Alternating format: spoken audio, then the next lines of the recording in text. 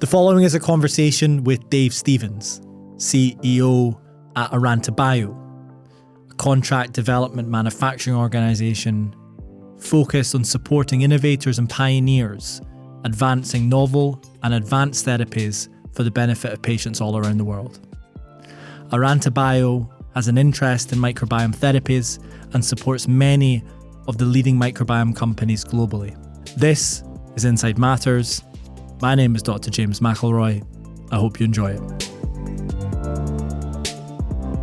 You're looking good. Running a company and staying in shape is not easy. It's dead easy, right? So just get up in the morning, black coffee, start working. That's it. And actually I've been good at getting up early, even this week, and going for a run or going and doing some weights. And that's post-travel. Yeah. That's really good. It's the secret to getting over the jet lag. Train. Yeah. And then I don't eat all day. And then at night time, I eat a ton. You eat a ton. Yeah. But Like you're still losing weight. Oh, I eat a ton every meal. Yeah. But I'm training like a madman all the time. The guy who was here last week, Andy Scot, he trains me. And it's really humbling. Uh-huh. I think I'm training hard when I'm training by myself. And then I have a session with Andy. And within 10 minutes, I feel like I'm done. Yeah. That's what it feels like. But you just go more. Yeah. No rest, no wandering around looking at your phone. No phones allowed, man. Yeah. No. You can't even look at your phone. So I do. I've got a Peloton in my basement. Peloton That's tread. the bike, right? Yeah. And then on the screen, I do the Peloton workouts. And it's like are they 15 seconds between sets. Do you do this fasted? Yeah. Wow. So it's brutal, That is brutal. right? Because your muscles have the Is glycogen brutal. are depleted already. Wow. So, yeah. I mean, Do you have a gym on site at Arranta? there is one down at the 480. I never go there. I work out at home every morning. Right. Just get it done. The basement, Just get it done. American The basement. sweaty basement. Yeah. 10, No. 10 it was only when we got the house built, it was only part of the house that was done properly. And I'm okay if my builder Steve hears this, because he should hear Steve, this. shout out. The only thing that was built, and actually my wife said, how come the only thing in this house right is your area with the gym, the bar, and the golf sim? And it is pretty nice. So a proper man cave then. Yeah. You got the gym, Yeah. you got the bar. Yeah, that sounds really good. Tell me, what do you do at Arranta for well-being? What are your initiatives? And conscious, of course, that you're aware of what we do at EnteroBiotix, and I'm trying to make it best in class, to use the Mark Bamforth phraseology. Yeah. So You should patent best in class. Mark, Mark's probably the best CDMO entrepreneur on the planet, Yeah. but he loves the phraseology best in class, doesn't he? He's thing. got He should some trademark it. Well, so pretty good apprentice though. Oh, well, for me and I mean, you, yeah. everyone now goes, look, there's a young Scottish guy that worked with Mark, and Mark can do anything he likes now, but He's keeping busy. Really yeah, busy. he is, and he's a really him and Morag. he's just a good human being, Right. and I'm sure we can talk about it, but when I moved on from a previous CDMO, that's what I was looking for. I was looking for a values-driven organisation, something we could build from the ground up. The culture, the people. I think as you get older, it's less about like what you do, it's how you do what you're doing, and the people you work with and how you're doing it. You want to go home at the end of the week and feel like you're proud of what you're doing, and I think that's what Mark does. I do joke, he's definitely self-actualized. He's in a position to do whatever he wants. For me, there's still a bit of food, water, shelter I want to do, but likewise.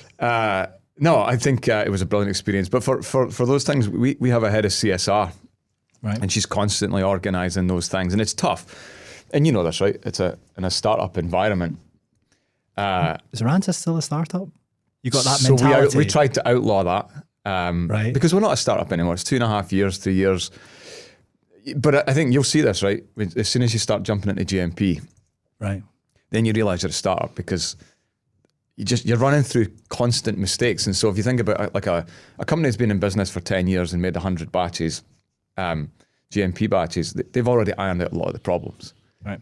We're running into all of the problems, and the team's really smart and we're working through those things. But I don't think there's a shortcut. And I think we're learning extremely quickly. And I think 5 years from now, it'll be incredible. But today, when your first few batches, the machines don't work exactly how you anticipated. So I think all of those things make it a really difficult place to work. And I feel sorry for the manufacturing guys. We often do, we do a summer picnic. Guess what? The GMP guys are in manufacturing. There's nothing you can do about that. We've got clients who've got patients that are waiting on product. So, and they get that, but they're working incredibly hard. And the microbiome for fermented products is it's tough. It's a new platform. Bugs don't grow. They're not like monoclonals. They don't grow exactly how you expect them to all the time. So stuff can need harvested at 2 a.m. and you expect it to be 10 a.m. Right. So the team's got to be there the whole time. I'm immensely proud of the hard work that the folks do. We'll talk about the microbiome and the challenges, but let's go back to basics. So you mentioned Arranta as a CDMO. Yep. What is a CDMO? Contract Development Manufacturing Organization. I think the easiest way to think about this, we're a service business that does science. And, first and foremost, we're not making products ourselves. We're helping people develop and then scale up and then hopefully take their products through clinical supply and hopefully commercialization. And what's fascinating about microbiome, because it's a new modality, more than any, and I've worked, I've led companies at large portfolios of sterile manufacturing clients. What's really interesting is how indexed we are to our clients' success for microbiome. If there's only, I know there's probably about 400 innovators in the world working on it, but there's probably 400 companies. Yeah. Right. We reckon, but there's probably 20 credible companies that are, going through the clinic. And I think we're sort of invested in making sure that they're successful, because if they get to phase 2, guess what? They're bringing the batches back to us. Right. But it's a really difficult, and I'm sure you see this, right? And you talk to investors, there's no commercial products. Everybody's waiting on the first one. The first one's probably going to be an FMT product. We're typically working on the fermented products. And so a lot of the science, what's really, I think is fascinating about the microbiome. Everything about treating the microbiome is intuitively sensible. It's just that correlation versus causation thing, and how do you prove the mechanism of action when 90% of your T cells are in your GI tract. So why wouldn't you be able to modulate other parts of your body by controlling the gut bacteria that modulates that? Right. It makes complete sense. Right. The problem is, it's not something you inject. And then they've got that sort of overhang of probiotics that makes people feel like it's a commodity. It's not. Yeah. I think in the next 10 years, I think there'll be huge leaps forward on the microbiome. And I think there's just so much evidence that the microbiome is important. And I talked about this before, intermittent fasting. Right. What's that doing to your microbiome? For 10 years, for as long as I could remember, I had heartburn every single day of my life. My mum has Barrett's esophagus. It's a hereditary condition where I think your esophagus is a little tighter than it needs to be. Every day of my life I had heartburn. Since I started intermittent fasting. Sorry to cut you off, but that must have sucked. Oh, it was brutal. Terrible. Yeah. Zantac every single day. Yeah, and you mentioned your black coffee. That must have triggered it. And black coffee, wine, eggs, curry, everything. Yeah. All the good stuff, man. All the stuff that I now gorge on. As a Scottish boy, not being able to have a curry, struggling with the beer, no harm to the Scottish boys. I know some of us drink green juice and do yoga and such like, but that's kind of a staple, isn't it? 100%. Haggis, scrambled eggs.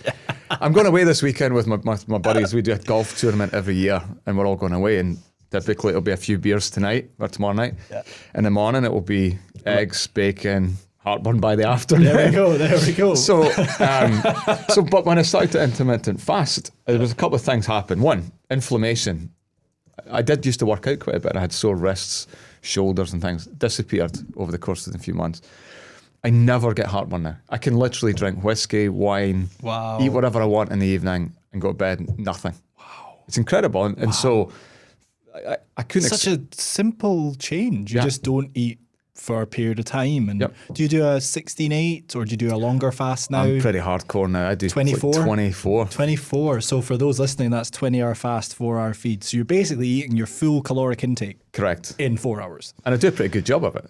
I'm sure you do. I had a massive Indian with my parents last night, but my wife does it as well. She does. She's probably a bit more sensible, like 16/8.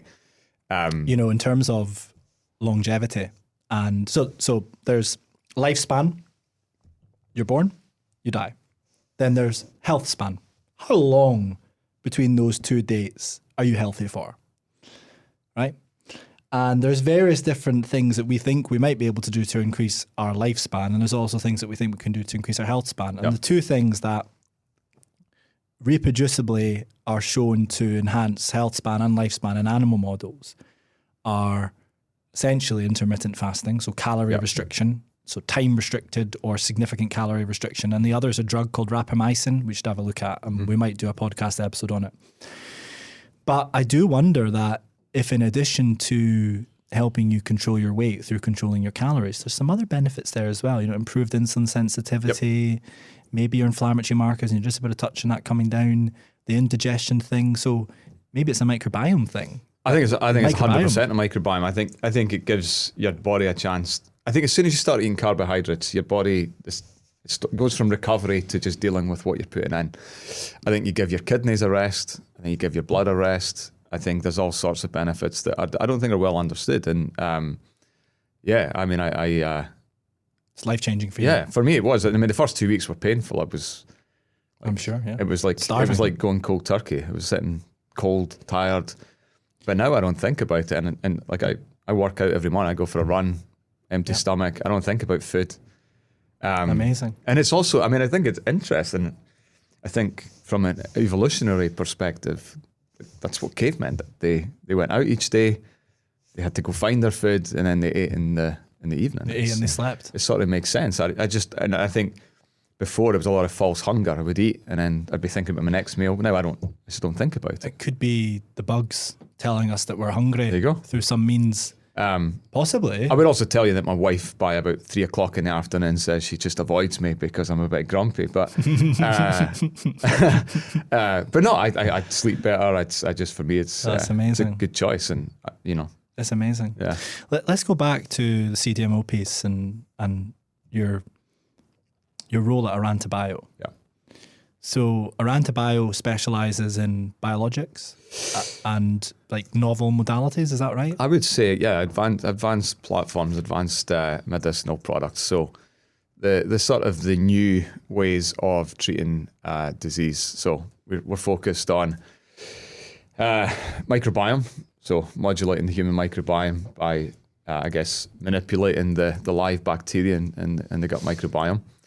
mRNA, so messenger RNA, and actually it's slightly broader than that. We're working on other products, including siRNA, but essentially nucleic acids based, so plasmids, mRNA, and not mRNA in the way people have heard it. And because of the vaccine. Yeah, community vaccines. We're not really focused on it. I mean, if somebody came to us and say, make us a community vaccine, we'd look at it. But I think that for mRNA, the promise is really around therapeutics and also vaccines for oncology.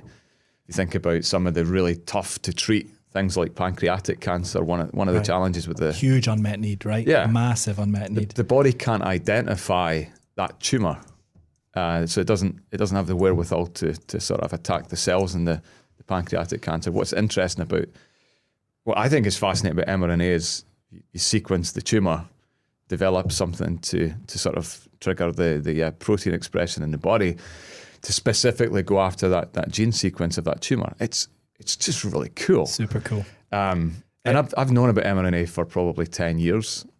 And I was sort of nudging Mark when we first got together, we should look at mRNA. And of course, then the COVID hit, and now it doesn't look such a novel idea, but it's an incredibly difficult supply chain. Why is it so difficult? So there's so many different sources of that. You need plasmid from one place. You need somewhere to make the IVT reaction. You've got this interesting sort of combination of biology and chemistry, all the way through to the lipid nanoparticle, which is being dissolved basically by ethanol to precipitate out the nanoparticles. It's really complicated. You need special facilities, handling requirements for that ethanol quantity, and then the sterile fill finish. And what was brilliant, and this is what I take my hat off to Mark about, was we talk about those challenges, and I've been in other companies where we talk about those challenges. You go, yeah, that's a big challenge, all those different things. How do you get them into one site? Well, here when we talked about it, Mark was like, let's do it. Let's take that to the board. And now I think we're one of the very few companies that can basically do all of that within 3,000 square feet in GMP. And just for the listener, explain why that's such a big deal. And I think at the most basic level, you're working with steriles. Yep. Which contain no viable microorganisms. Yeah. And then at the other end, you've got your microbiome products, and your ethos is we need to preserve the cells. And what you're saying is they're in the same facility. So how is that the challenge, or maybe I got it wrong? So there's lots of challenges, but I think what was, and we talked a bit about Ian Baird before, but I think sort of Ian Baird's genius was the way he set the facility up. We had it.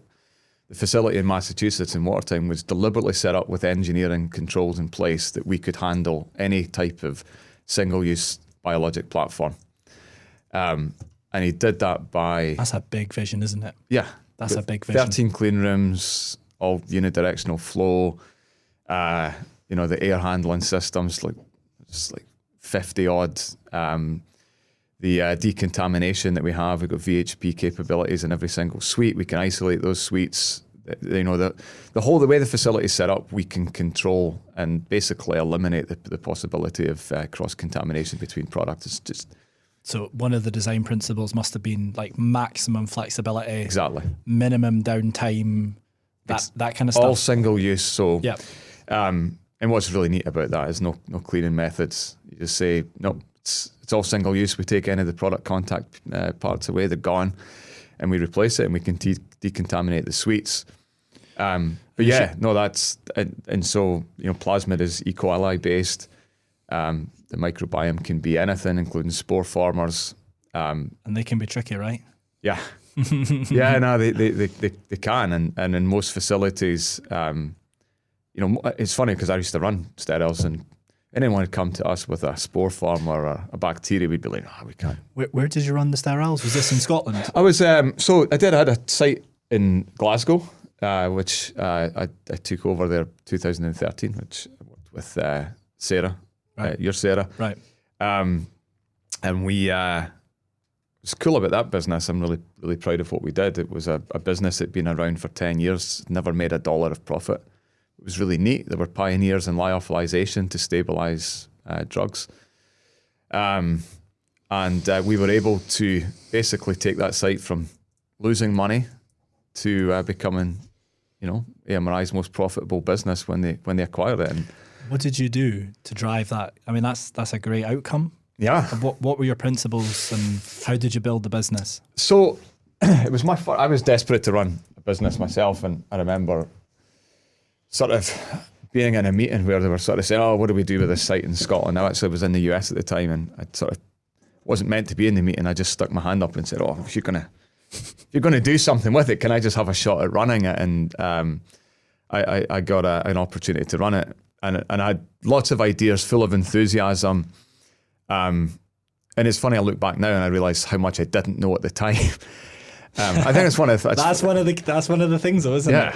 But I had this complete fire in my belly to go make something happen, and I spent there was about 60 employees at the site at the time, and I remember spending the first week, I met with everybody for an hour, every single person, and just asked them about themselves and what they saw, and it was really, really powerful because I sort of got to know people really quickly, and I was able to sort of come up with some ideas about how we fixed it. But I think the core tenet was sort of deploying continuous improvement, Lean Six Sigma, looking at pricing, looking at the market, and sort of matching up our capabilities.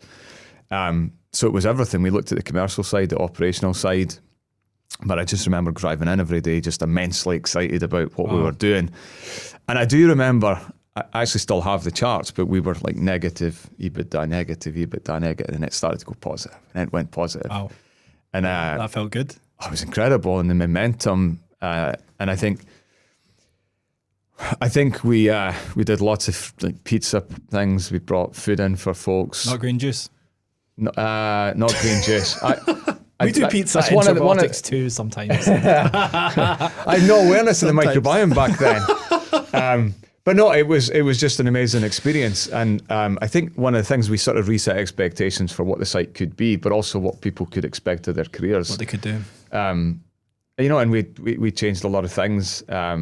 But no, it was a phenomenal experience. And I would say probably the most enjoyable part of my career.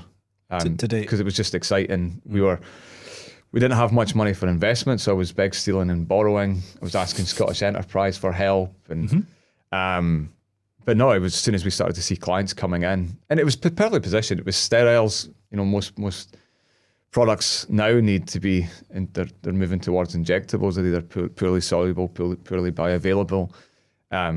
It just needed some help, but also just resetting ambitions. And yeah. You mentioned that it was a US company, but with a Scottish site, UK site. Yeah. Now you're running a business in the US. Boston? Yeah. Yeah. What are the differences between business in the US and business in Scotland? And you can talk about mindsets people have, access to capital, culture, expectations, that kind of thing. I think it's across all of those things. I think it's so at one point I wanted to buy that facility and I tiptoed around it.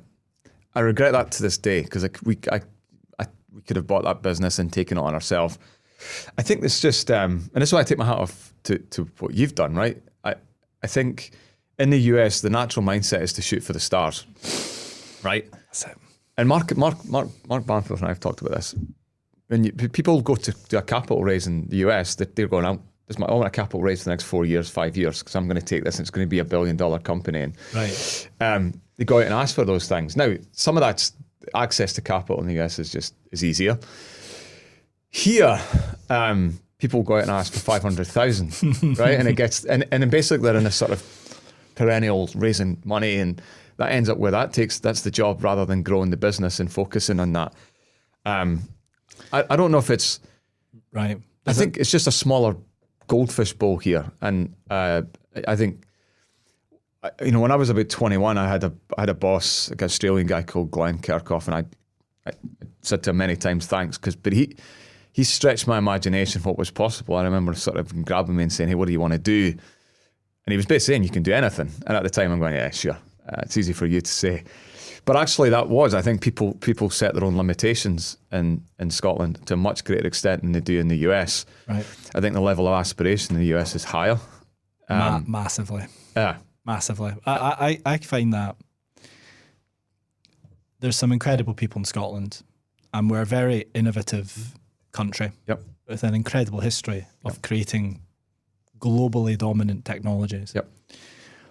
But I feel like you go to an American VC, you go to a Scottish investor first, and they're sort of looking at the financials and go, it's quite risky, and you need to spend that much. In America, it's like, how are you going to crush all of the competition? How are you going to do that? Yeah. Tell me how you're going to do that. How are you going to scale faster than anybody else? Yep. How are you going to change the world? And how are you going to make me lots of money? Yep. That's the kind of thing. Yep.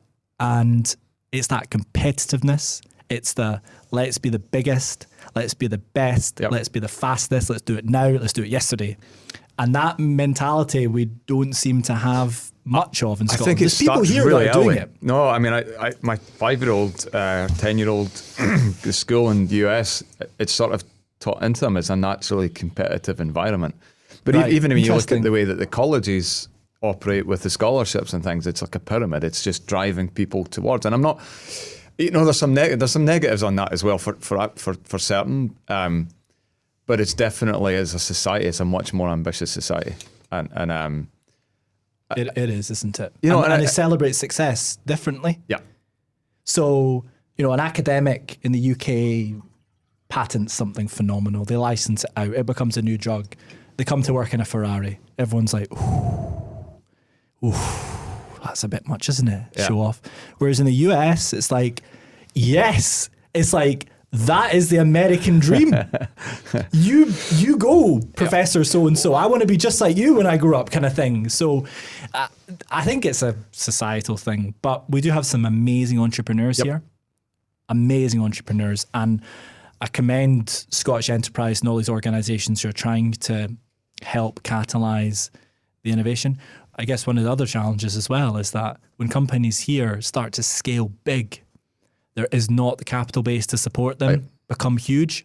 That's why we don't have, many unicorns. So unicorns like a private company worth more than $1 billion. Whereas in the US, you've got incredible access to capital. And those big ideas are the ones that people want to talk about. So there's like a lot we can do here to... No, it's funny. So I don't intend to live my days out in the US. Forever. No, I do want to come back to Scotland. I think it's interesting. I've lived in Italy. I've lived in the US, but there's something pretty unique about Scottish something special, people. Man. Yeah, something special. There is something special. There's just an honesty, a transparency that you and I'm not suggesting there's other places don't have that, but I was in Tesco in Maryhill Tuesday buying my toiletries why were you doing that? Nothing, no harm. We had to visit Sarah's mum, right? And I need to buy some toiletries, and it's just up the road. So Sarah and I ran up there. We left the wee guy down with Sarah's mum, and we're going down the conveyor belt out of the place, and on the wall it had support. It was a giant sign: support, YER community. And that's just Scottish people, right? And so it's funny. I should say then I had a debate, and so he goes, oh, look at that. That's the Scottish humour. And I said, it is, or maybe the manager just spelt it wrong. Right. But like, there's something really sincere and honest about Scottish people, and I do. I miss obviously miss my family, miss my friends, but just there's something just uniquely simple and yeah. So I become the First Minister, and I appoint Dave Stevens to manage all life sciences. How do we turn Scotland into the life sciences capital of the world?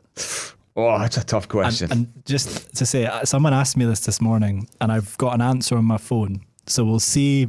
Let's talk through it and see what you think. You tell me first. What would you do?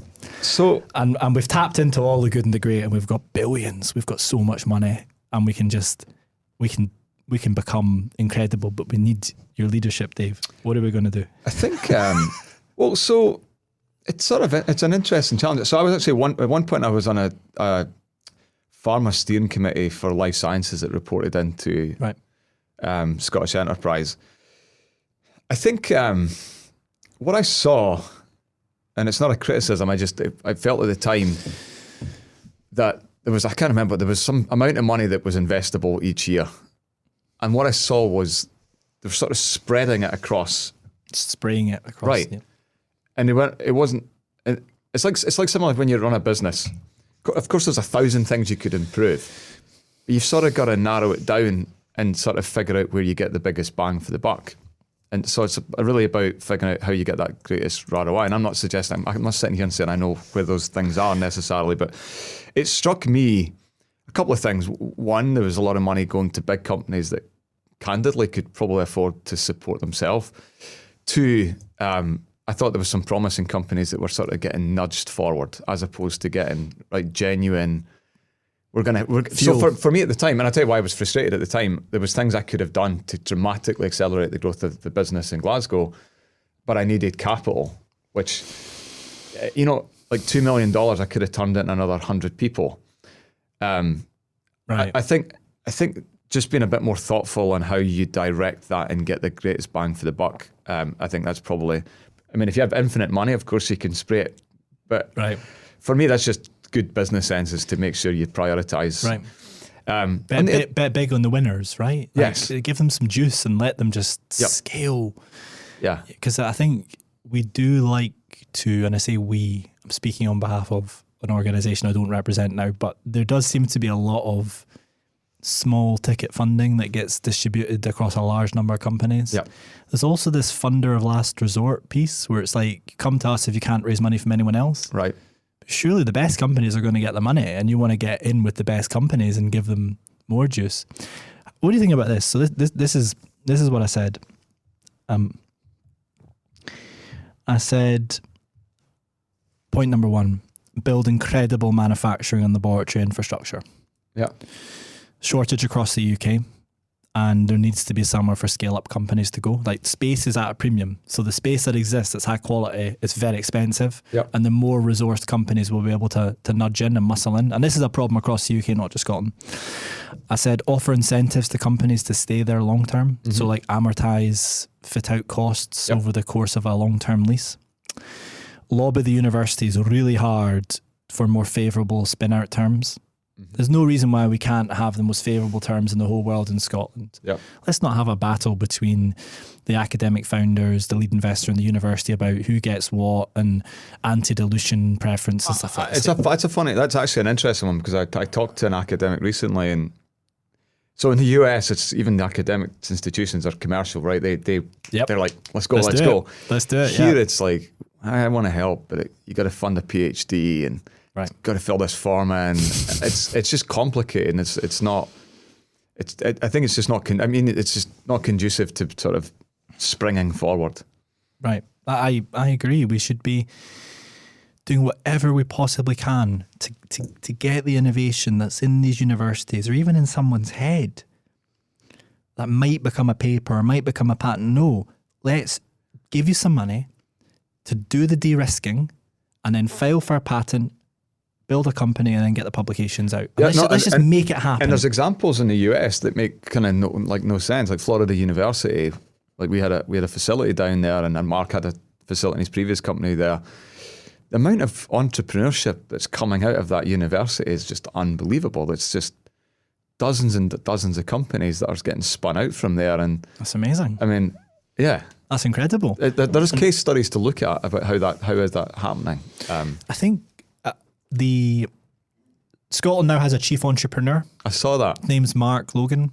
I think he's doing something at the moment on this. Okay. So hopefully it's life sciencey. We need a life science element. It can't just be coders and technology. No harm to them, but we need to make sure there's a life science piece to it as well. So and there's great universities. Maybe get them on here. Oh, fantastic universities, some of the best in the whole world. Yeah. So I will bring it back now to ArrantaBio and microbiome. So you mentioned the microbiome's challenging. You mentioned we haven't had an approval yet, but what's your gut telling you about an approval? We're kind of close, aren't we? I think we're really close. Feeling close. I think the FMT products will be the first gen that's out there. Mark, could you try to pull up Ferring Probiotics FDA advisory committee meeting, because I think that that's scheduled now for September. So let Mark try and find that. Yeah, the Ferring, Ferring, Rebiotics, Rebiotics, FDA Advisory Committee. Because I think it's really soon. I think it's September the 20-somethings. And if that's favourable, then we'll be moving closer towards our first approval. Oh, there we go. That's it. There we go. So September the 22nd. So that's like the next stage gate before an approval. That's, I think, publicly viewable. There it is there. The FDA live streams it. So clearly, if that goes well, and Ceres, who are in phase 3, they've announced that they're submitting or imminently about to be submitting for the BLA. If these go well and they start to sell and patients start getting better, then we should see increased confidence in the microbiome. Yeah.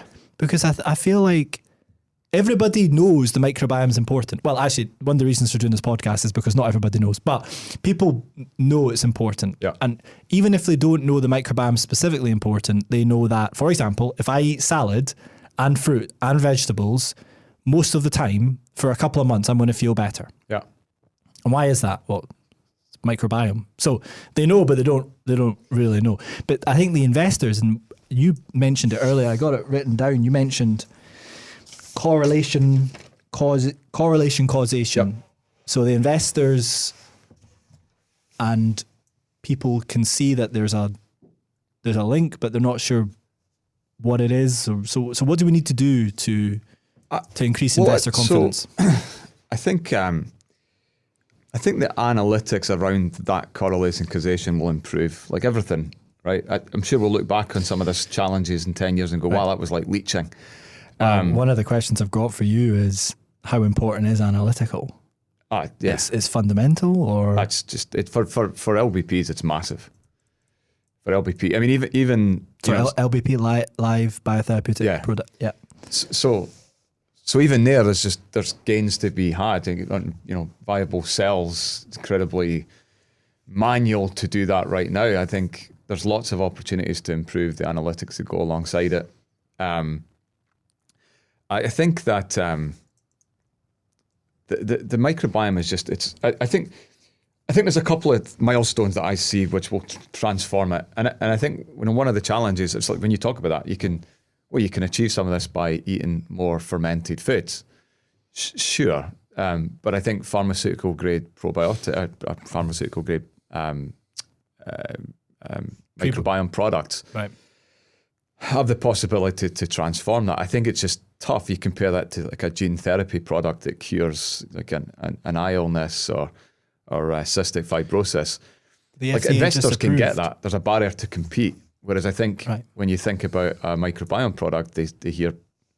I think there's still lack of understanding. It's funny, when we bring on really smart people, we still have to educate them on what it is we're doing and why it's important.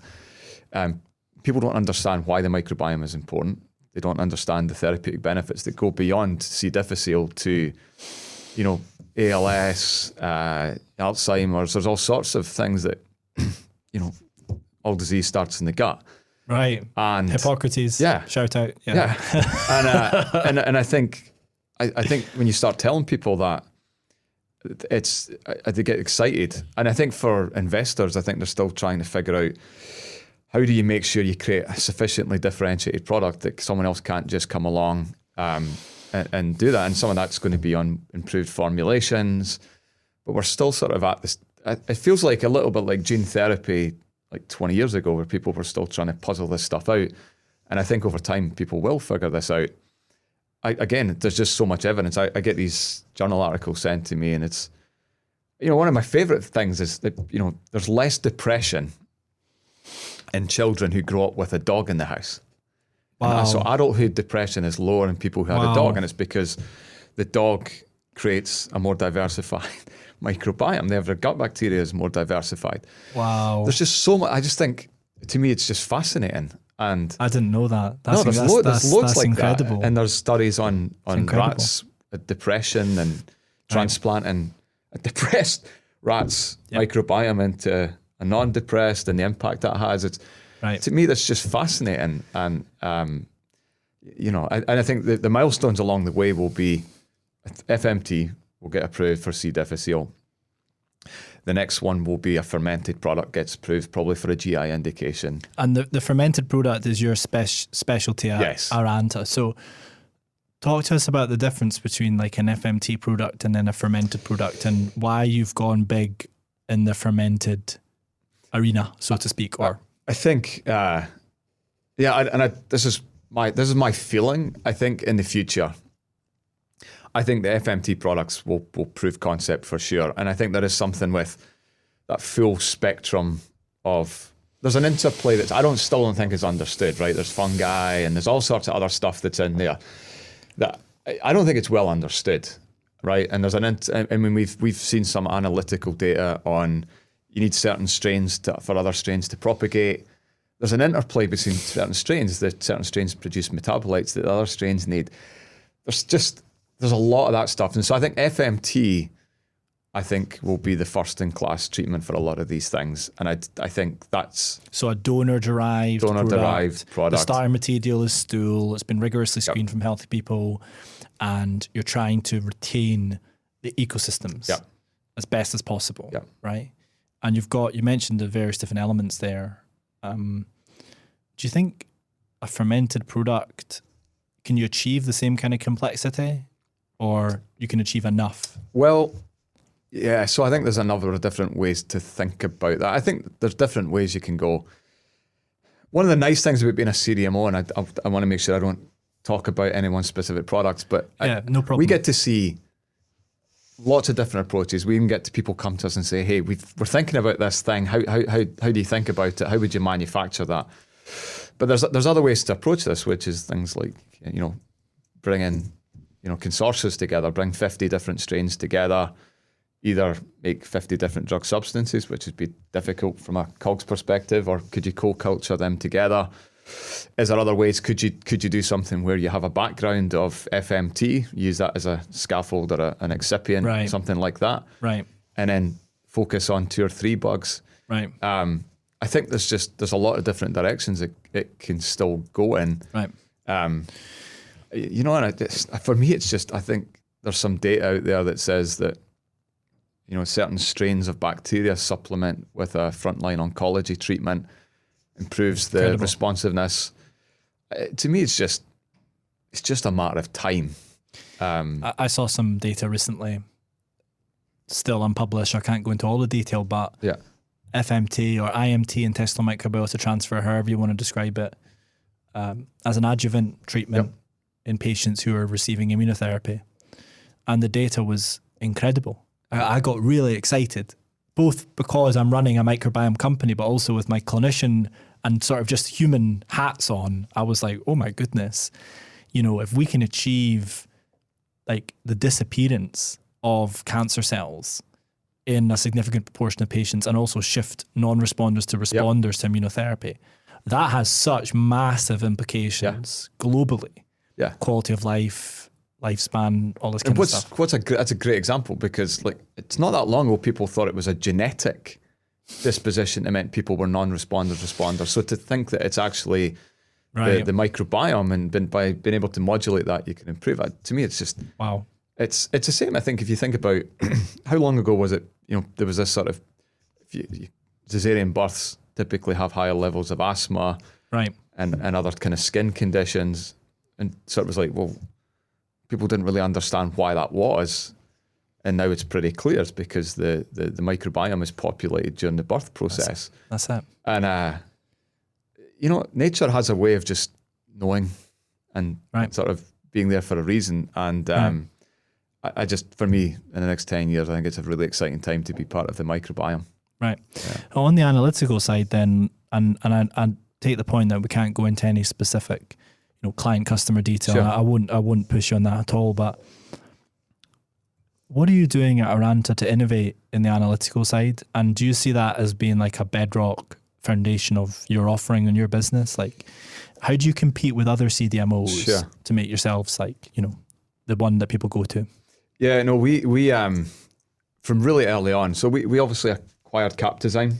So Aaron Cowley, who's our CSO, is still with us in the organisation. He did some brilliant work on how do you grow bugs and keep them alive through the manufacturing process.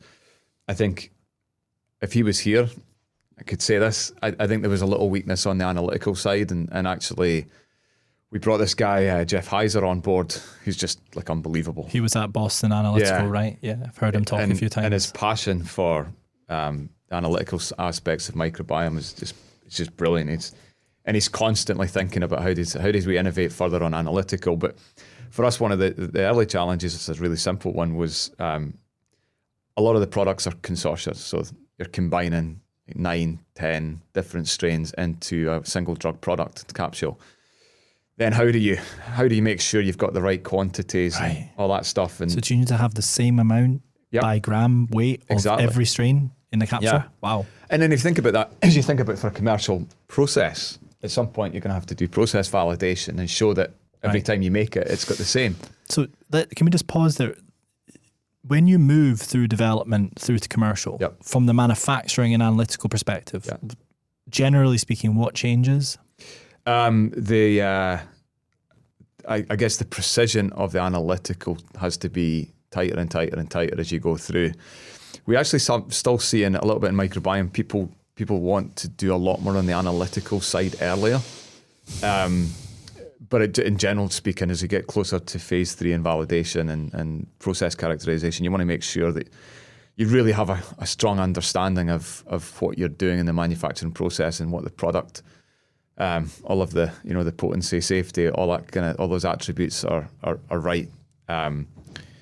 So, because I guess when people were watching the vaccines being developed, it was all about phase 1 to phase 3 or phase 2 to phase 3 and getting the data. But I think a lot of people don't realize just what goes into all the rest of the elements, supply chain. It's incredible. Analytical. Yep. And you're at Arranta, are you offering an end-to-end solution for your clients? Lab to commercial. And I think for microbiome companies, what's important is obviously they want to get through phase 1 quickly. Time is money. Everything before phase 2 has a negative net present value. So money's, they want to really go as quickly as possible. But I think what's important to their investors is they have somewhere they can actually manufacture in the future. So the fact that we invested ahead of time in the capacity. Yeah, we have phase 3, we've got commercial ready facility, but we have a commercial ready quality management system that was designed that we could take people through to that in the future. Now, most products are in phase 1, phase 2. We don't need that. What we see for microbiome companies increasingly is as they kind of go through to phase 2, there's a growing awareness of how important CMC is. There's a lot of people in the sort of preclinical phase 1 who don't fully understand why. We're just to be clear, Arranta is not the cheapest option. We're in the middle of Massachusetts. We talked about it's a $150 million facility that we've got. We're not the cheapest. So we have to spend a lot of time sort of getting people to understand why do we need all these controls? Because we've got to make sure that the product is pure. It doesn't have contamination from any other products and processes. And I think one of the things is probiotics typically are made in multi-use facilities, but they don't have the same controls. I don't know much about the probiotics industry in terms of who manufactures them and how they manufacture them. My understanding is that, as you say, because it's not a drug product, then the principles of GMP don't apply, although they might embody some quality management. They would say, they call it food grade GMP. But it's not, how can you be food grade in GMP? Well, so it's still, but it's not pharma grade GMP. So they would do less analytical. They would probably do less on the containment. Just for the listeners, GMP means good manufacturing practice. Yeah. And you're probably better at describing it than I am, but I'll have a shot, having, had some regulatory interactions quite recently. The way I think about it is it's a mindset. Yeah. It's a mindset relating to quality, consistency, training, quality management system, making sure that you're producing the right product the same way every single time. And if you don't, you've got to capture that and log it. And ultimately, what it boils down to is patient safety. Yep. Making sure that these products are safe for patients every single time. Yep. Anything to add as the GMP expert? I'm lucky I've got much smarter people around me. But me too, man. No, I think that's pretty much it. I think for me, GMP is generally common sense. And I think if you're getting your medicine made somewhere, you want to know, the piece of equipment it was made on wasn't previously made, didn't have a steroid on there that is going to carry over into the product. I think for probiotics, by design, they're just not to the same level. And I think it's funny, Aaron, we asked him about probiotics at the very start, tell us the difference. And he said, well, first of all, if you buy probiotics from the supermarket, you waste your money, because although it's got like 1 billion CFU, all those CFUs are dead. They're not viable. Wow. So you're wasting your money on those £50, £50 things. And by the way, having been to America a couple of times this year and gone to the supermarkets, which are they're huge. Yep. The number of probiotics for sale blew my mind. Yeah. And it was a very, dare I say, I hope I'm allowed to say this, American way of marketing. We have the most cells in this product, right? They didn't say anything about what the bug was or whether they were viable. And they're sitting on the shelf. They're not, exactly. There's no, but even we still find ourselves having to describe that to people. And when we bring employees on, there's a big difference, right? It's huge. Yeah. It's huge. And I think that's the trick for microbiome is for fermented products, certainly. And in fact, even for yours, to make sure that the cells are one are alive at the end. Fundamental. and that they hit the right part of the GI tract where they can propagate and grow again. And right. It's not easy. And I think sometimes, the industry thinks some of these things are easy, but it's not. I mean, we're running the facility for microbiome the same way as we would run it for mRNA, and the same way we'd run it for a viral vector, which these are types of products that would command significant prices in the commercial market. And microbiome's no different. We have the same controls. In fact, because of the manufacturing complexity and the randomness of when stuff needs to be harvested, in many ways, it's actually more labor intensive. Right. And then you're also doing a 5-day lyo cycle at the end as well. So it's definitely not an easy process. It's definitely, we're starting to think about ways to automate some of the manufacturing process. Where's ripe for innovation in manufacturing and analytical regarding microbiome? You mentioned culture. That's interesting. Plating things up. Yeah, no, I think it takes time. I think one of the things, and we've always had a view on this, but I think we had a lot of business come in at once because we were a new company, and I think we've now got a little bit of breathing space now. We're starting to think about, even within the labs, and I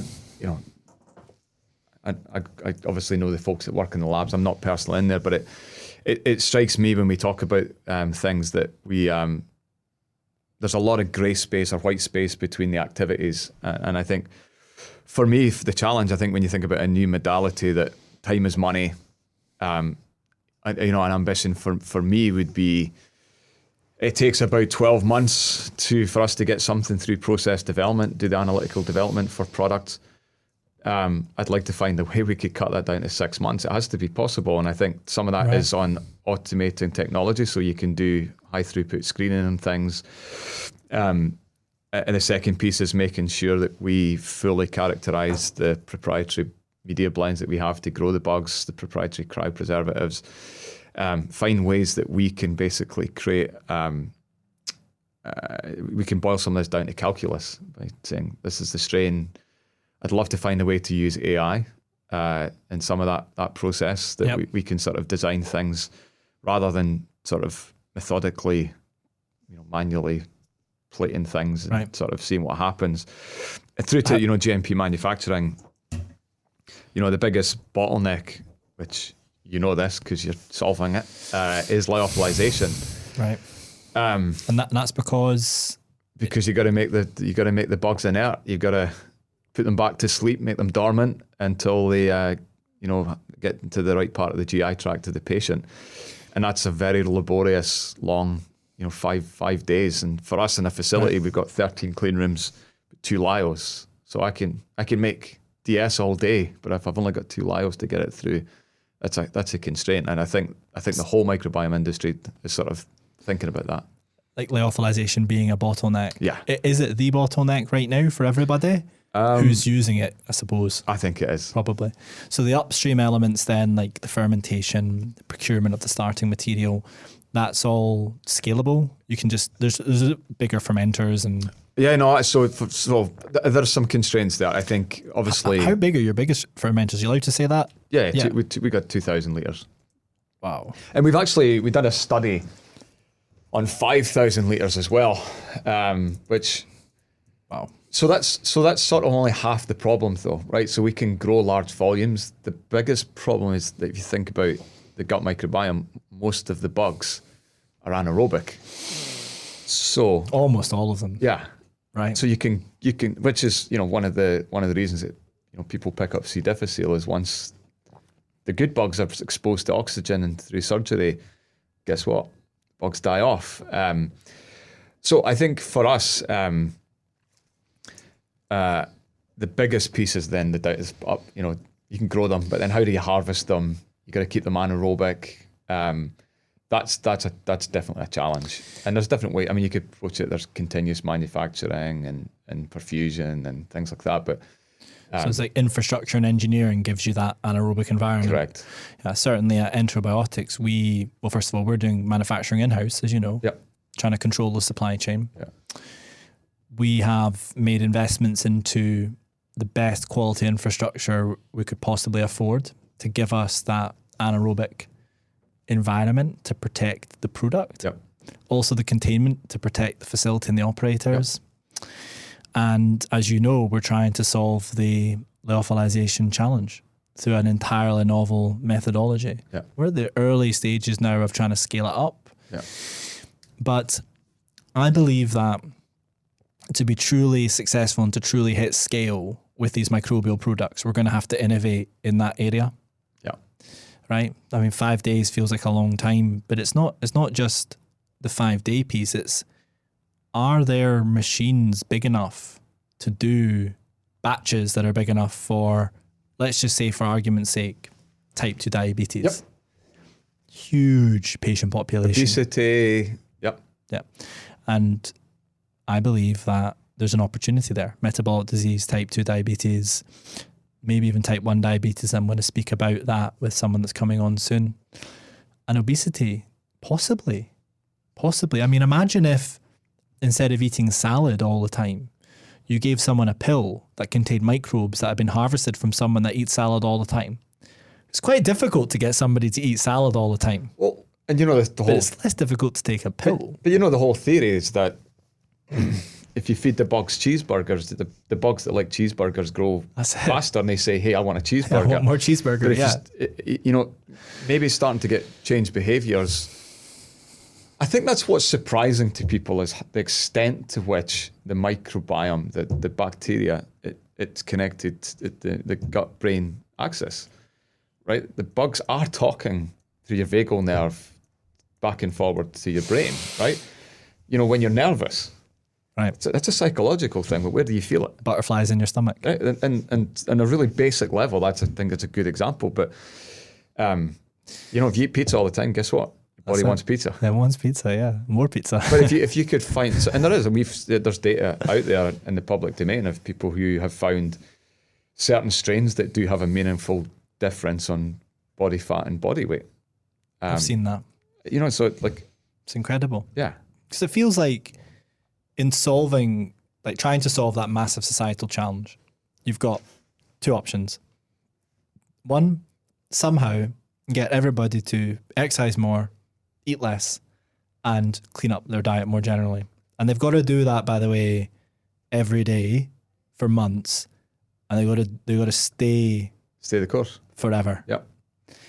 The other option is, and this is hypothetical blue sky, you give them a capsule that contains the microbes harvested from somebody who is doing that, because, I mean, they exist. Yep. I'll put my hand up. I'm obsessed with health, fitness, wellness, my microbiome. Yep. And one of the things, and I'm going a bit off piste here, just to allow me to indulge myself a little bit. One of the issues is I don't think people understand how good they can feel if they take action and start to focus on their gut health and the microbiome, because they've never felt like that before. They don't understand what it means to have boundless energy all day, feeling strong, fit, healthy, clarity of the brain, all that kind of stuff. Now, I'm going off piece. Now, going back a second, surely we can harvest microbiomes from people who are living that life, scale it, and then give it to people to try and give them some of the benefit of that exercise every day, good diet every day. Now, there's a question there around what kind of clinical study do you need to do? Yep. But somebody one day might do it, and companies like Arranta are going to be at the forefront helping them scale that. Yes. So you're going to need loads of lyos and loads of fermenters and that kind of thing. So are you thinking about that? We are always thinking about that. No, it's a pretty big challenge, and I think there's different ways to approach it. There's things that won't need lyos, or maybe there's a way to do different cycles that cut that time down to a day rather than 5 days. I think there's definitely ways to there's definitely ways to do it. I look at phase 3 and people commercializing some of these these are huge patient populations, and this is what's different from gene therapy. Right. These are huge patient populations. On gene therapy, there's something very powerful happened recently, wasn't it? Bluebird Bio got an approval. Yeah, Mark, can you get that up? Bluebird Bio. I read about it this morning, actually. I just read it, but it looked like there'd been an approval. And that's a big deal because Bluebird have been on a really long journey. Yeah. I think just type it into Google and we should see something. There we go. Is it stay there? Okay. There you go. It would charge 2.8 million. Oh, wow. Wow. But let us talk about that. How much does it currently cost to treat patients with beta thalassemia over the course of their lifetime? There must be something about that in the article, because they will have worked that out based on what they're likely to get reimbursed. And there we go. People who have thalassemia, 6 hours at a facility every 2 to 4 weeks, sometimes requiring an overnight stay. Okay, so that costs a lot of money. And hey, what they're saying here, I think, is have one shot of this and you never need to go back into that facility again for the rest of your life. Yep. Wow. Yeah. That is incredible. There'll be something around pricing, and maybe I can do a separate piece on that. But I think that the $2.8 million will have been very carefully thought through and will be deemed through the various different means and mechanisms. And that's what's cool about the gene therapy products. They're curing. They're curing. One-shot cures. So somebody will have done the maths to say this is value for money. Mark, maybe you can have a quick look and I'll just keep chatting to Dave, but there'll be something in there about how can they justify that cost, and it will relate to how much it costs society and the healthcare systems for one patient over the course of their lifetime. Because not only are they saving money, they're also, there we go. Okay. Wow. Okay. So 6.4 versus 2.8. So there's a saving there, and there's also a massive quality of life piece. And to be fair, it'd be interesting to know how much money Bluebird Bio has invested to get to this point. Right. And there's also, and people don't think about this, I guess, is there's the costs if they're working with a CDMO. Yep. There's all the manufacturing costs. I mean, you're a business. You need to make money, right? We just want to make a reasonable, sustainable rate of return for our investor. That's it. We're not right. I have that discussion with customers. We're not trying to make 50% margins. We're just trying to make sure that we are a sustainable business that can reinvest in the facility and the equipment. Trying to get product to patient. Yep. And create a sustainable, commercially viable company. Yep. I mean, on that point, what is your vision for ArrantaBio? You're the CEO. You didn't start as CEO. It was... I did not. Mark Bam first started the company. Then there was a merger. 2019, Mark started the company right after Brammer. I remember when they were planning... They were doing something in the microbiome. And what are you guys doing? Tell me, because I'm doing a microbiome thing. And then they started it. It's kind of cool. And should we just pay some homage or lip service to Mark's naming sort of conventions? It's Brammer, Arranta, Gallus. Yep. He's also got ArrantaBio now. Yep. And I think Morag deserves the credit for that, doesn't she? Chief Naming Officer, I understand, is our title. Shout out to Morag. Okay, so go back then to your vision for Arranta and the history. I think it's kind of interesting story. Yeah, no, we so initially, it's funny actually, when I was at AMRI at the time, I actually moved to the US with the AMRI to run their steriles division, and it felt like the right time to do something else. And I wasn't really actively looking, but I was sort of starting to think about what I wanted to do next. And I got a phone call from Ian Baird.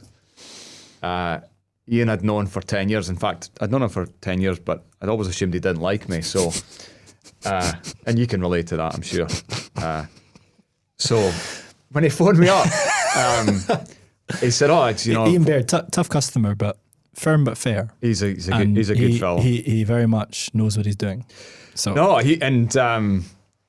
Arranta's been an incredible journey for me. He phoned me up and he didn't have a job for me. I mean, I said, well, what's it doing? He said, no, just come and meet Mark. And I didn't know Mark. I'd heard of him because of Brammer, and I think I once passed him in a corridor, and I remember seeing him. And I went online and looked him up, and there was a lot of articles about his sort of values as a leader in a company, and how he thought about swinging for the fences.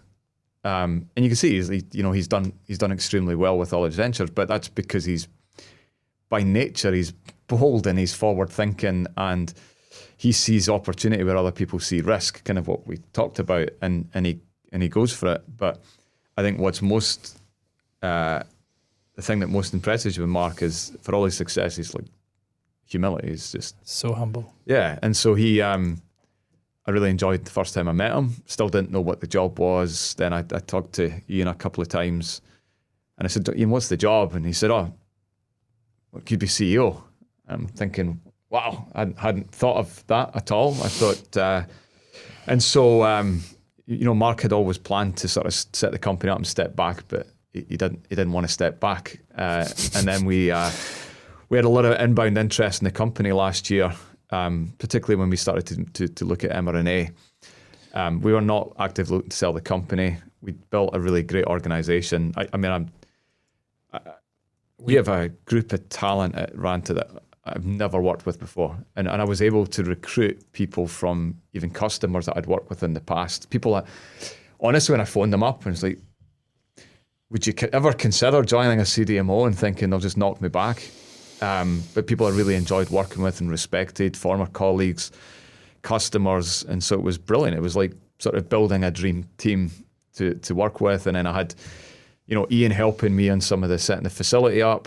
Mark doing what Mark does. People were fascinated to see what he was doing, so it was easy to get in to see people. And what was the ethos when you were building? Was it like, let's buy the best possible kit? Yep. And the best technology, and let's hire the best people and just be the best? Is that essentially? It was pretty much it. It was so refreshing, because it was not like, how do we skirt around? In terms of the value creation that we have for customers, the equipment, the facilities, there was no expense spared. And if you've seen, and people walk around and they go, wow, this is pretty amazing. It is. And so that's what we wanted, and what's really nice about that. And I've been involved in companies before where you've got old equipment, old assets, old facilities, and you're sort of working around them. What was neat was being able to go blank piece of paper and walk in and say, we can do all these things. And I felt really confident in what we were saying to people. Because you got the capability. Yeah. We've been the same at EnteroBiotix. We are buying the best possible kit, the best kit. And our people who work at the company say, look, this is incredible. We've got this state-of-the-art equipment. We can do so much with this. And they're excited to buy it. So there's also an element of the people that are working for you being drawn to do more and more. And they tell their friends, we're buying the best kit here. But yeah, from Mark and Ian, I think if you're not first and the best, then why are you doing it? Yeah, Ian's philosophy on that you're stuff. Last. He just doesn't cut corners at all. So no, it's been a brilliant, and it's funny because, AMRI and my previous company, I had a whole division. I had about 700 people in that division. You become closeted, right? And I was still talking to customers, but you're not sort of making things happen as much as you probably did, and some of it's dealing with politics more than it's sort of. And that was one of the things. I was sitting in meetings. I'm not speaking ill, but they just, for me, we weren't talking about customers and we weren't talking about employees and how to grow the business. That's sort of all you do in a startup, right? And how do we grow this? I think the mRNA example is a brilliant one. We pivoted and jumped into that. Like, one board meeting, we want to do this. Boom. Yeah. We're doing it. And we're doing it big. And so obviously I'm now the CEO of Arranta. Also, just recently we were acquired by Recipharm, which is a Swedish company, global, I think the 5th largest CDMO in the world. Wow. Interesting philosophy that they'd like us to sort of run and keep doing what we're doing. Obviously grow and hit some of the numbers that we've committed to, which is absolutely fine and appreciated. But we were also acquired at the same time by Probiotics, which was also an ampersand company. And so I'm now the... Ampersand was, who's that? Sorry, they're the private equity. The backers of both companies. Yep. Okay. And Ian helped set some of the facilities up in the US for them. They actually have a slightly different legacy. They've been for 15 years plus manufacturing oncolytic virus for treating interesting. cancer. Very interesting. And viral vectors. They have a site in Germany, really good people, profitable business, and they were looking to add a US site to commercialize those types of products. Again, it's a new modality. And then most recently, I've been asked to be the CEO of that company as well, which is cool. It's very cool. Exciting. Very, very cool. For me, I feel incredibly lucky to get to lead organizations and people. I don't take it for granted. I think part of that is I worked my way up literally from the very bottom. So I know I've had some really good leaders I've worked for. I've worked from bad ones, and I've tried to remember how I felt. And so I feel incredible privilege, honor. What does being a leader mean to you? Mm-hmm. And also a good one? What makes a good leader a good leader? It's funny, I've actually got more and more comfortable over the years of just being myself, not trying to be someone else that I used to, someone else I thought I needed to be. I think sincerity, humility, empathy, I think those are the characteristics of a good leader. I think someone who stretches the ambitions of the organization, and that's not by just sort of saying, hey, we want to be the best. It's making sure that there's actions in place and resources and the financial support to make sure you can actually realize those things. I can't remember, I read it, but it's not, what I saw for years and years was budgets set in companies and CDMOs without ever really sitting down and going, what's the how? And so I really pride myself in making sure I understand and that we've got a plan for delivering. If we say it's driven by this, then make sure we understand what that driver is. But I think that for me, the most important part of a leader is being a human being and relating to people. I think the challenge for any leader is to get people to go places they don't think they can go or want to go. The only way you can do that is for them to trust you. There's no other recipe as far as I can tell. And I think I try really hard just to be like, I think I've said this, I did another podcast a while back, and I'm convinced there's only 3 or 4 decisions in my life that are different from me and the people who work in the organization. There's just, I'm fortunate. I've had some combination of luck, but also saying yes to opportunities. When Mark offered me the job at Arranta, I think Ian he sort of admired me for the way I did it, but I think he thought I'd lost my mind a little bit. I never looked at the contract and I signed it. I didn't talk about salary. I didn't talk about any of those things. Generally speaking, dare I say you had a gut feeling? A good gut feeling? I had a good feeling, but I was more excited about if I go build a great business with Mark Bamforth, everything will be okay. And like I say, I'm not quite in the position where I don't have to care about those things.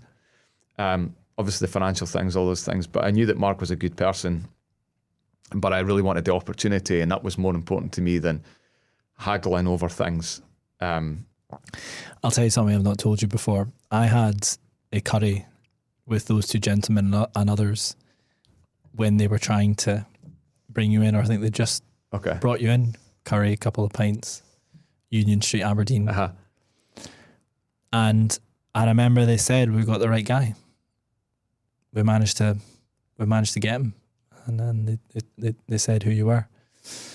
Scottish boy, over in the US, big ambition, big capability, all the people skills, and they were really comfortable with that. So you must have done something to really impress them. No, not sure about signing a contract without reading it. But, that's actually true. I actually had cause to read it not that long ago. But no, I think. Oh man! I wanted the opportunity to work with Mark and Ian, and I understand that for sure. You want to be the best you can be. You need to surround yourself with the best people all the time.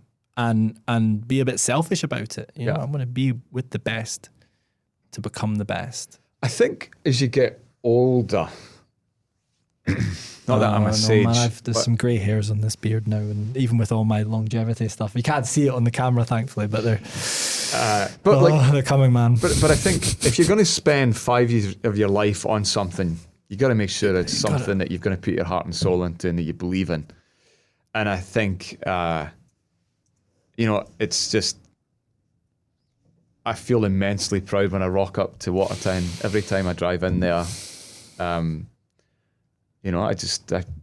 can't explain it. I don't feel any different to other people there. I have all the same normal insecurities everybody else does, and I just feel immensely proud. And I see how hard people work in the company and how smart the folks are, and I feel unbelievably humbled that they're willing to work for me. There's something so humbling about people working, and I say for you, but on the same team as you. Yep. Who are coming in early, leaving late, working the weekends, putting the big shift in because they believe in your vision and they believe in what the organization's doing. Yep. It's the most incredibly fulfilling, super cool thing. Yep. One of the best parts of being a leader, isn't it? Seeing people reach their potential and seeing how hard people are prepared to work for the vision that you've set is just special. It's really special. I think that's the thing I take the greatest pride in, is the people whose career has been influenced by me. And I think that's an enormous responsibility for anybody who's in a position to lead an organization, is to make sure, and by the way, I'm certain I don't get it right all the time. So I'm sure there's people listening who will go, likewise. But I think generally trying to get more things right than wrong. And I think it's a really subtle thing, but the thing I'm most proud of is when I lead by just influence, that people do the right thing without having to be pushed. I can't tell you like that. That is a rarer and rarer commodity, that people will generally push in the same direction without being forced in those directions. I think that's the kind of people I want to work with, and we want to be a mission-driven organization, and I think it's really tough because you still have all the normal objectives, you still have to hit them, but I think I want everyone to have the same fire in the belly, that we're trying to create something really neat. So where will Arranta be in 3 years, 5 years? What's coming? Yeah. Well, I think so. Vibrologics. Vibrologics. Because you're doing them both. Well, and in Resifarm, right? I think there's an interesting thing. I think Resifarm has a pretty firm vision of where they want to get to. They're backed by EQT, one of the largest private equity companies in the world. They're going through their own transformation. But I think for us, what do Resifarm want to achieve? Like, what's their vision? They want to be the biggest? No, they want to be. They want to be the best in class. They want to be the best in class. I think. Why not? I think they want to be the one of the most differentiated global CDMOs, and I think that explains the microbiome. Yes. The advanced therapies, advanced technologies, mRNA, because these are the therapies of the future. Yep. So Mark Funk is the CEO of Resifarm. He was previously the CEO of Lonza, probably one of the biggest. Yeah. He had a tremendous success building up their biologics division. Yeah, I heard that.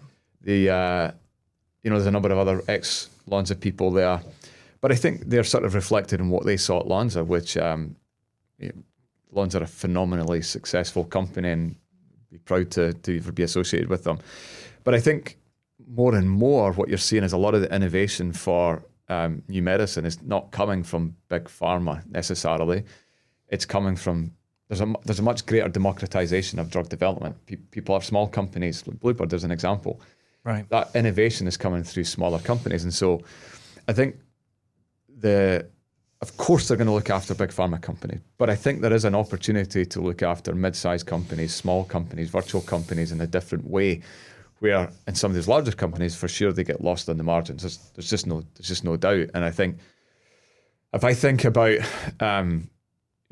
Vibrologics and Arranta, I think when you think about viral vectors, oncolytic viruses, microbiome, mRNA, plasmids, that's advanced therapeutics, it's advanced ATMPs. And I think we have an opportunity where that's not a well-served segment of the market. So for in my mind... What do you mean by that, sorry? Well-served? Well, so if you think about even companies like, Lonza and Thermo, Catalent, sure, they can offer sterile fill finish, they can offer gene therapy, but is there anyone offering microbiome, all of these brand new advanced medicinal therapeutic areas, I think there's an opportunity to really learn, because each of them has similar challenges, right? Even though they're pretty different, the microbiome regulatory pathway is completely not defined. And it's changing. Yes. There's some changes happening in the EU as we speak. Yeah. Really interesting. And the same thing for oncolytic viruses. So there's things that we can do to send that learning curve faster. There's things like facility sharing, there's expertise sharing. There's an opportunity for us to really build something which a lot of the characteristics of people in those areas, you'll see on our website, it's bold. And the reason we picked Mark, can we pull that up? Let's have a look at the Arranta website. Here we go. I think if you homepage, please. I think homepage says it. It's in big writing. There you go. There we go. Boom. Bold. And that was one of our sort of overarching core values as an organisation. We're bold. We're jumping into areas of manufacturing that are not well developed. There's a facility too. Look at that. Wonderful. You hiring right now? We're always hiring. Always hiring. There we go. So, it's really good. So, I think it's a great facility, and it's a great company you're building. And you know this, like for your company, EnteroBiotix, it's brand new, right? You have to, by the time you speak to investors, you have to explain, I'm sure, why, the wherefores and whatnots of microbiome, which by definition means that you've got to be bold, intrepid, which is the meaning of Arranta. And that's... I didn't know that. Yeah, it's a Gaelic word, yeah. Bold and intrepid. Wow. It's cool. Yeah, Morag's pretty good at this. Yeah, it's cool. Yeah. But no, and I think we see ourselves being the same as our customers in that respect. And that's why I keep saying we're highly indexed. And it's funny when I talk to CEOs of some of our clients, and I'm talking to one this afternoon. You got some customers in the UK? Actually, I'm talking to one from the West Coast who you was on holiday, but we still have to talk today. But I think... Well, Dave, thanks for coming in on your holiday, man. Yeah. It's been a great conversation, but keep going. Yeah. No, and I think that's... If they're successful, we'll be successful. And if they're not successful, we won't be. And so... That's it. we don't want to be transactional. We're not looking to just, work through work stages. We want to make sure that we're adding value and trying to think 10 steps ahead so we can give you the best possible chance of success. You want to partner. Yeah. Partner with every single company and help them. Great. Dave, we're pretty much at 1 o'clock. So I'm happy to leave it there. Perfect. Hopefully that's good timing for you. I thought 2 hours was going to be a long time, but that went pretty quickly. No, I think Mark, you'll know, I think it's an hour 40 minutes, something like that, roughly. Hour and 23, yeah. So that's awesome. Dave, thanks so much, man. Thanks, mate. Yeah, really, really good. To learn more about the guest on today's episode or more about the Inside Matters podcast, please visit insidematters.health. Thank you.